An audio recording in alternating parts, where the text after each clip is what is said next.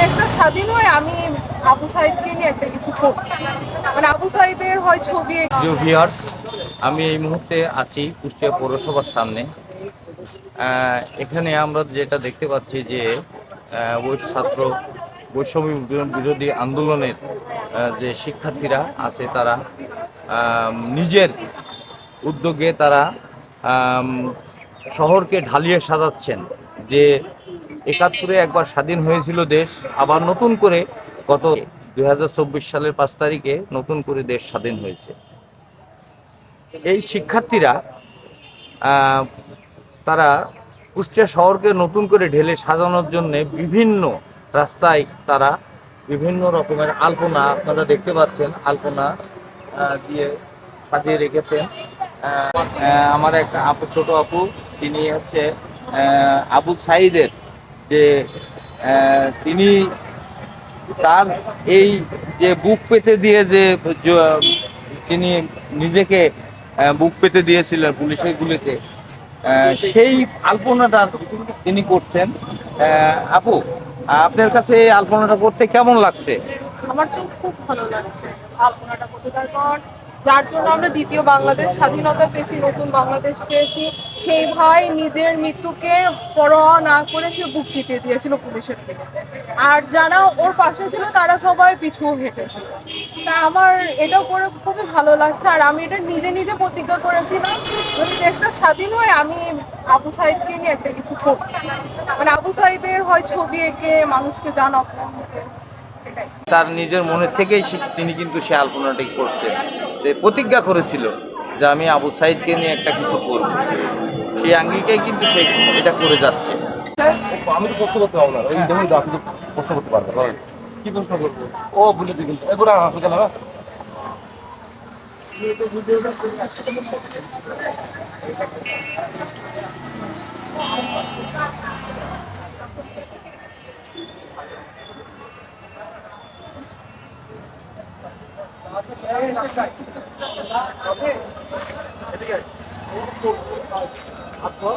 আমরা মূলত এই কাজটা কালকে গতকাল থেকে শুরু করছি।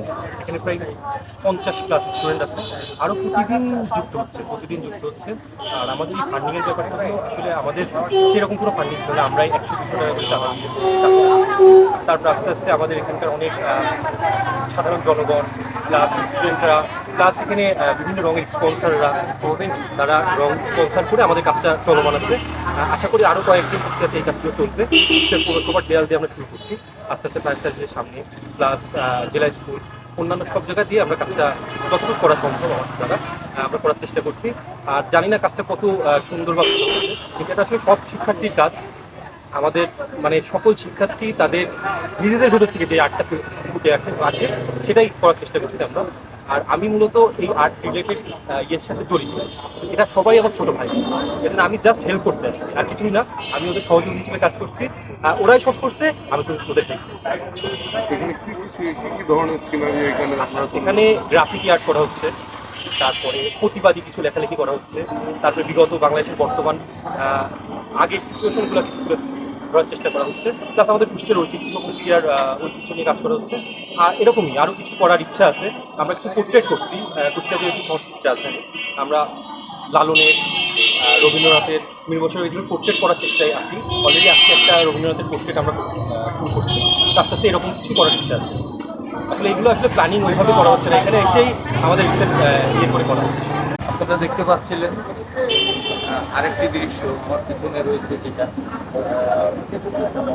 রোমান্টিক দৃশ্য, যেটা বাংলাদেশ মানচিত্রের মাঝে দাঁড়িয়ে আছে।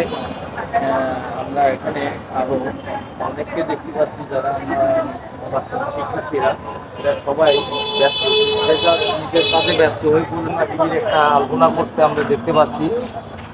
যমুনা টিভির আলপনা করতে এরা, আমরা একটু কথা বললাম, তোমরা যে এই যে কাজ করতেছো, আমরা অসংখ্য ধন্যবাদ। সাংবাদিক হিসাবে যেটা বলতে চাই যে দীর্ঘদিন আমিও তোমাদের পাশে ছিলাম, আমিও গুলিবিদ্ধ ৫ তারিখে। অনেক ধন্যবাদ। আমি আমার বুকে এখনো 5টা শটগানের গুলি রয়েছে, বের করতে পারি নাই। যে তোমরা যে এই যে যে কাজগুলো করছো, এই কাজগুলোতে তোমাদের এই অর্থায়নের কি ব্যবস্থা? আমরা প্রথম দিনকে নিজেরাই টাকা পয়সা দিয়ে আমরা করেছি, কিন্তু আজকে আমাদেরকে বার্জার পেইন্টস থেকে স্পন্সর করেছে। তো এটাই আজকে মোটামুটি সব দেয়ালেই বার্জার পেইন্টসেরই কালার। বাচ্চা পেন্সিল কালার। জি। এবং তোমরা যে এই যে দিনরাত পরিশ্রম করছো, এর খাবারের যোগান কিভাবে আসছে? খাবার আসলে হয়ে যাচ্ছে, কেউ না কেউ দিয়ে যাচ্ছে। আজকে দিয়েছে বিসমিল্লাহ ক্লিনিক থেকে একটা আঙ্কেল দিয়ে গেছে বিস্কিট, কলা এগুলি। তারপরে আরও আজকে দুপুরের খাবার কে দিয়েছে আমি বলতে পারবো না আসলে, কিন্তু মানে খাবার জোগান হয়ে যাচ্ছে, কেউ না কেউ দিচ্ছে। আমাদের মতন মানে অনেকেই আছে যে সবাই টাকার জন্য আসলে কাজ করে না। সর্বশেষ আমি এই আপুর কাছে থেকে আরেকটি শুনতে চাই, মনোযোগ সহকারে সে আলোচনা করছে। এই দেশ স্বাধীন, নতুন করে দেশ স্বাধীনে তোমরা কি পেলে? এই যে আমরা সর্বপ্রথম বলতে চাই যে বাক স্বাধীনতাটা পেলাম, নতুন করে এই যে স্বৈরাচার বিহীন দেশ যেটা পেলাম, হ্যাঁ। স্বৈরাচার মুক্ত দেশ, আমরা স্বাধীন হয়েছি আবার নতুন করে। এর থেকে বড় পাওয়ার কি হতে পারে?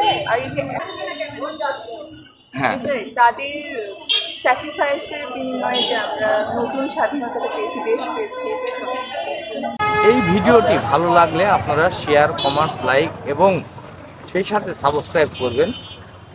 কুষ্টিয়া থেকে শাহিন রেজা।